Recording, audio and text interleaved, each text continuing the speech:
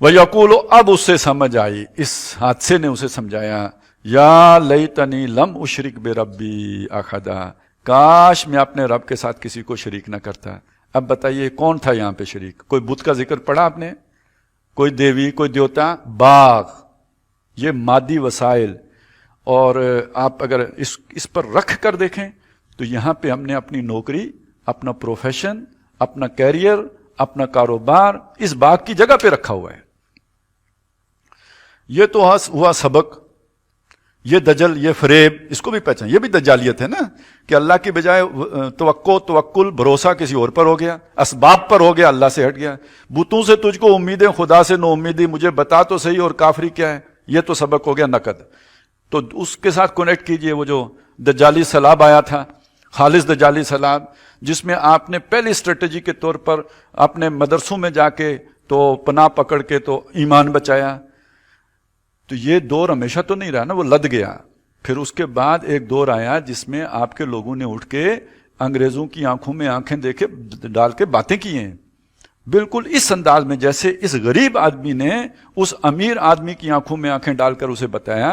आप अगर अल्लामा इकबाल को देखें, उसने इसी अंदाज में नहीं कहा तुम्हारी तहजीब अपने खंजर से आप खुदकुशी करेगी, जो शाखे नाजुक पे आशियाना बनेगा नापायदार होगा। ये बिल्कुल वही उसलूब नहीं है जो इस अल्लाह वाले ने इख्तियार किया था। इसी तरह समझ लीजिए जो लोग उठे, जैसे उधर सैयद कुतुब हैं, इधर सैयद मौदूदी हैं, और बहुत जो जिन लोगों ने इस्लाम के निज़ाम में हयात को आश्कारा किया दुनिया में, तो उन्होंने रद्द किस शय का किया है? मगरब के उस निज़ाम हयात का रद्द किया है ना, और खुद उनके जो है पैराडाइम में जाके किया है, उनके लॉजिक को इस्तेमाल करते हुए किया है, उनके उसलूब में किया है, उनके लेवल पर जाके किया है। इस एतबार से ये उस दौर से मुख्तलिफ दौर आ गया था हिंदुस्तान में, जब मुसलमान उठ के अपने हुकूक के लिए खड़ा हुआ था एक दूसरे तरीके से। पहले आपने तलवार इस्तेमाल की, उसमें आप नाकाम हो गए, आप गार में चले गए, ठीक हो गया।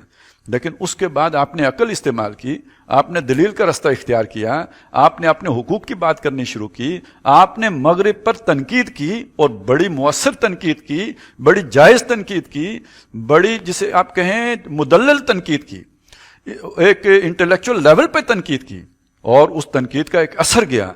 उस असर का नतीजा है 50s तक, यानी ये पहले तो अल्लामा इकबाल ने शैतान की मजलिस शूरा मुनक्किद कराई और उसमें शैतान से कहलवाया है अगर मुझे कोई खतर तो इस उम्मत से है, ना कम्युनिज्म से खतरा है, ना मुझे कोई जमहूरियत से खतरा है। ये तो मैंने खुद जमहूरियत शाही को जमहूरी लिबास पहनाया है, ये क्या जो इश्तराकी कूचा गर्द है मेरा क्या बिगाड़ सकते हैं?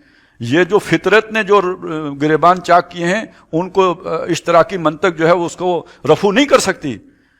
हाँ, वो जो है ना, वो जो आईन पैगंबर है 100 बार अल हजर जिससे हाफिज नामू से जन मर्द आजमा मर्द आफरी, उससे मुझे खतरा है।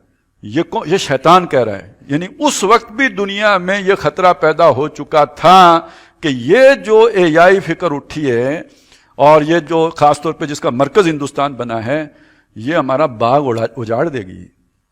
इससे खतरा है कि हमारा पानी नीचे चला जाएगा, इससे खतरा है कि हमारा फल समेट लिया जाएगा। उस पर अब जाके डॉक्ट्राइन बनी है ना, प्रीएम्प्टिव डॉक्ट्राइन कि निप the evil in the but वो तो वो और कहानी है, साजिशी, वो अलग है, चलें उसे बाद में देखेंगे। लेकिन आप इस चीज को समझ लीजिए कि एक वक्त ऐसा आया कि हमारे बुजुर्गों ने, हमारे बड़ों ने अगर कभी जो है वो गारों में की जगह पे मदरसों में पनाह ली थी तो फिर उठ के आंखों में आंखें डालकर डायलॉग भी किया है, और उस डायलॉग की सतह पे भी शिकस्त फाश दिए और पूरे एतमाद से दिए।